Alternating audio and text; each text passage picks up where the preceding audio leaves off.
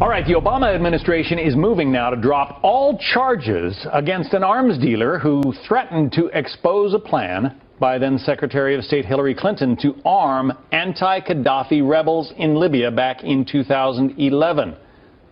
Chief Intelligence Correspondent Catherine Herridge live in Washington with that. Catherine?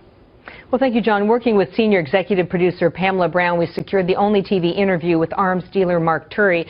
And based on the interview, court documents, and emails from Republicans and Democrats on Capitol Hill, Turi makes a compelling case the Obama administration authorized a covert weapons program to arm the Libyan rebels in 2011 that spun out of control. This clip from the investigation first aired on the Fox Business Network. This would come under Secretary Clinton's watch. This sworn affidavit released in May 2015 and obtained by Fox News indicates a covert weapons operation was authorized. Turi's partner and advisor was this man, David Manners. During his 18-year career at the CIA, he served as the top spy in Jordan and in the former Czechoslovakia. Manners stated in his expert opinion, the United States did participate directly or indirectly in the supply of weapons to the Libyan Transitional National Council. That's where I came up with this zero footprint Arab supply chain. And based on this new court filing, the Justice Department has now moved to dismiss the charges against Turi, in part because a trial that would happen around the election in November would publicly expose evidence about the administration's strategy to arm the Libyan opposition. The government motion reads in part, in light of the court's discovery rulings, the administrative resolution between DDTC, that's a branch of the State Department that licenses weapons for sale, and the defendant and other factors, the government seeks leave of the court to dismiss the criminal matter. This case will now be resolved through a civil settlement which avoids litigation over Clinton's term as Secretary of State, as well as her emails.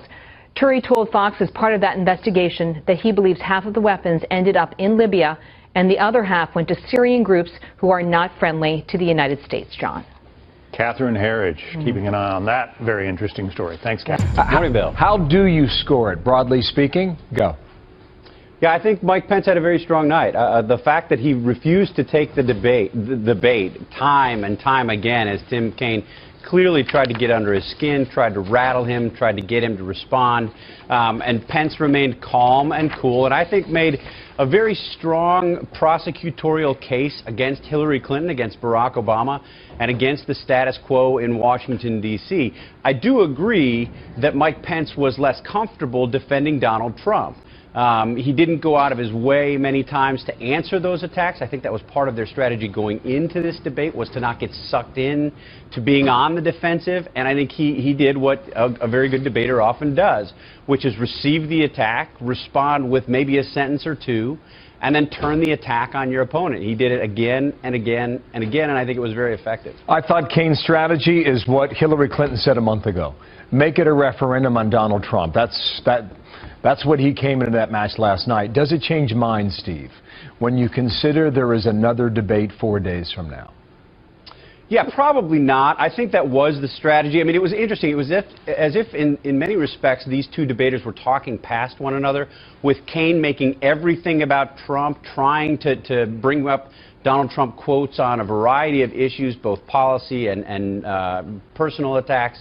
And Mike Pence sort of looking past those attacks and responding and making a case on behalf of conservatism. I think if you're an iffy Republican or a skeptic of Donald Trump, what Mike Pence did is at least give you some assurance that conservatism in a Trump White House would have a seat at the table.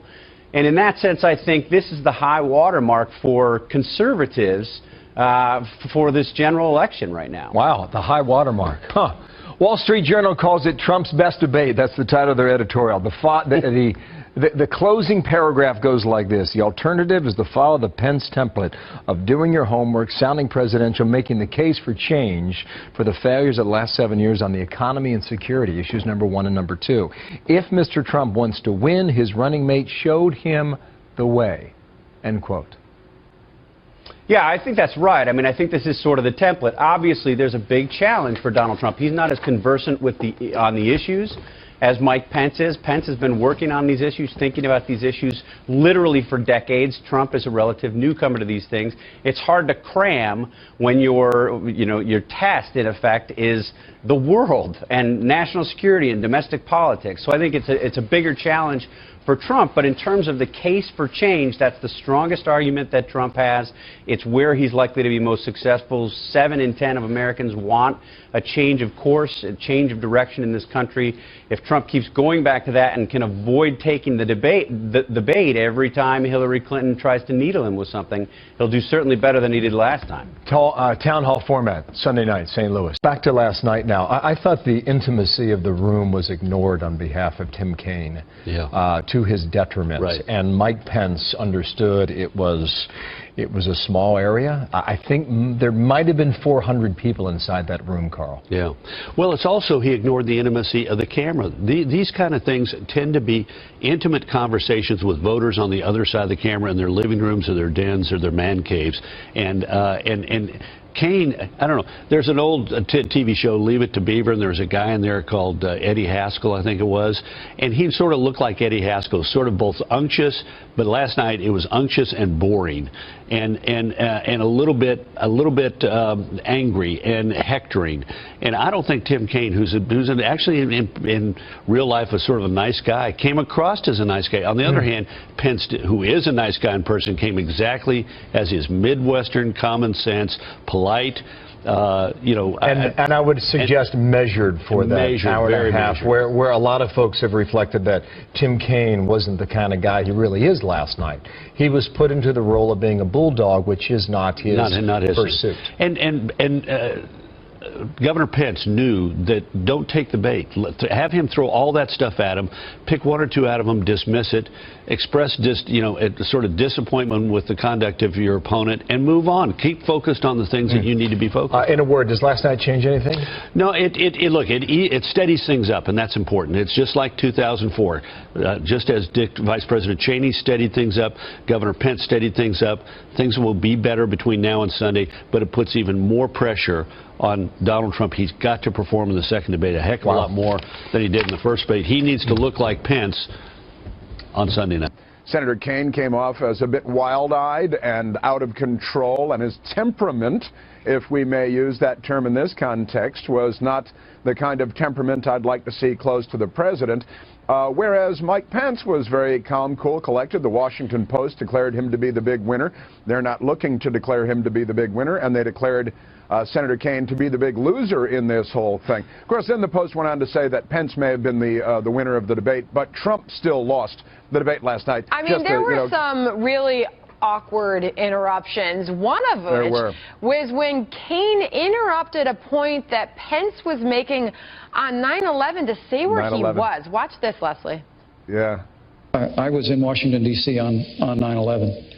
I saw the clouds of smoke rise from the Pentagon. I was in Virginia, where the Pentagon's. I know you were. We all lived through that day as a nation. It was heartbreaking. Everybody's like, really? Well, I was actually at the Pentagon myself, but we're not one-upping one another here. He was in Virginia. It's a big state. He might have been down by North Carolina, but he was in Virginia. He just couldn't wait to interrupt, and he interrupted, honestly, every time Mike Pence was getting to a point. Elaine Quijano jumped in a few times also, interrupting Mike Pence when he was making a point about the email, about the foundation.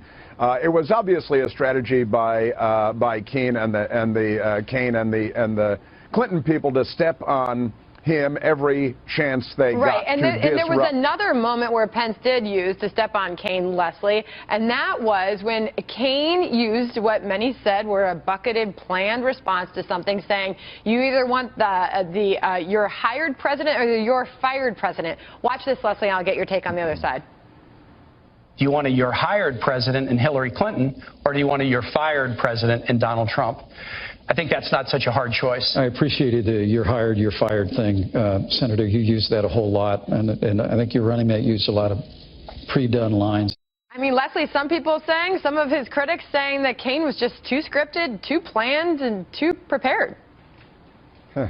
Oh, actually, I would disagree on that. I think they both were. And actually, I thought Pence had a great performance. I think, Chris, that he should be your guy instead of Trump. And I would be more worried in November. But with regard to those phrases, if you look historically at what people remember from debates, it is the catchy lines. There are phrases like that. And when they do think about, hey, wait a minute, this guy isn't going to create as many jobs, perhaps, for America as she has, just as a basis from that line, that could actually gain one vote, possibly, after last night's debate from somebody who might be undecided. Well, certainly Pence used that as an opportunity to tout Donald Trump as the guy who has hired people, does employ people, and knows how to run a business. Right. Chris Plant, I'll give this one to you.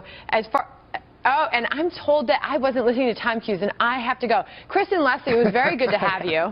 I'm sure we'll talk about more of this soon.